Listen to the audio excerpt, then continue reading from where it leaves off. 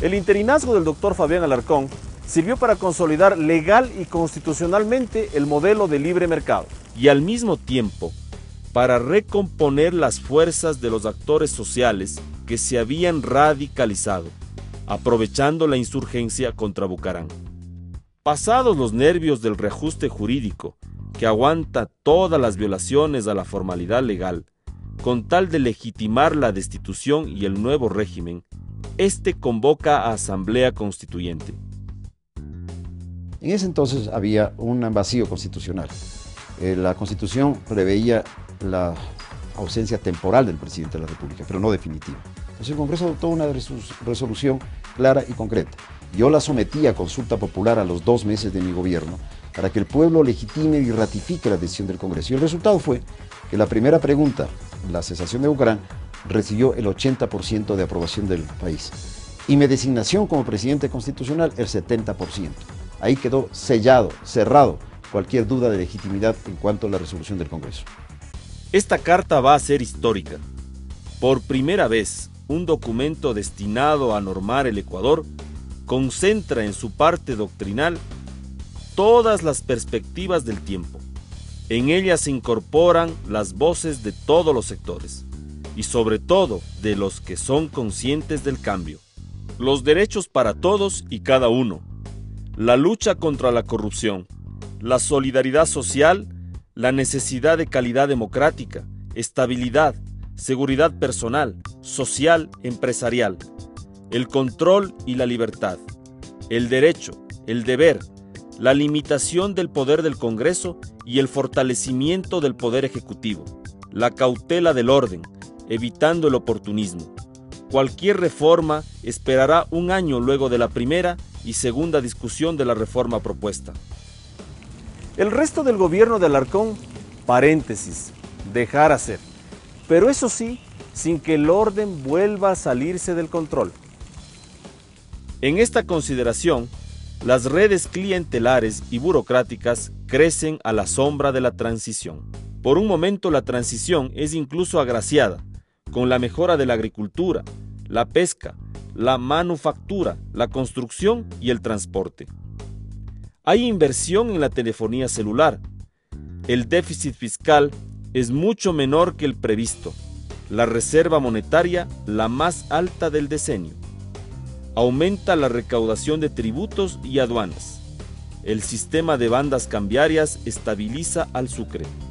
El interés es el más bajo de la época. Disminuye la cartera vencida. Tampoco se altera el orden cuando vuelve el fenómeno del Niño y asola la infraestructura y la agricultura. Solo cuando el petróleo baja a $6 se afloja la disciplina fiscal y el populismo pasa factura. Yo creo que cumplimos parámetros muy importantes en lo político, en lo económico y en lo social. Quedó una economía estable, una relación entre dólar y el sucre que era de 5.000 aproximadamente, no hubo mayor variación, una inflación controlada.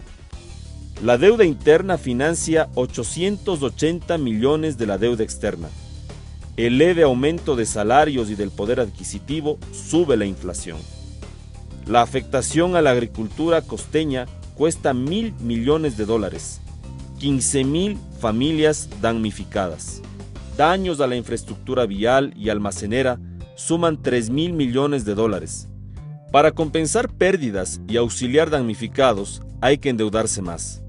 La deuda interna alcanza los $2.068 millones. En las cosas económicas, Alarcón no hace ajustes, más bien repone los subsidios al gas doméstico e industrial y deja el juego político para las próximas elecciones. Las escenas de patética contradicción empiezan cuando crea una comisión contra la corrupción. Esta deduce que la corrupción perjudica en todos los gobiernos una media de $1.500 millones al año. Días después su procurador es enjuiciado y condenado por el Congreso, igual su representante en el directorio de Petroecuador. Irónicamente, quien asumió la presidencia contra la corrupción de Bucaram es indagado por la comisión. La Corte le abre una investigación por piponazgo. El 98 Alarcón transfiere sin novedad del gobierno.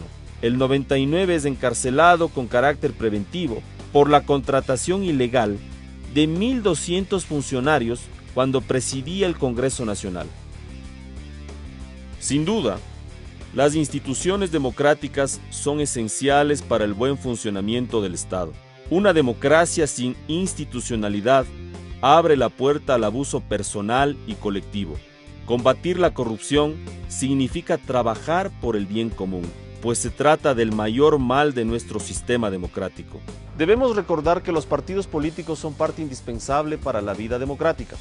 Son el lugar donde se forma la voluntad política y el espacio donde se inicia el trabajo por el bien común. Al contrario de lo que mucha gente piensa, gobierno y oposición son indispensables para la democracia. Por tanto, debilitar a los partidos políticos es debilitar a la democracia misma.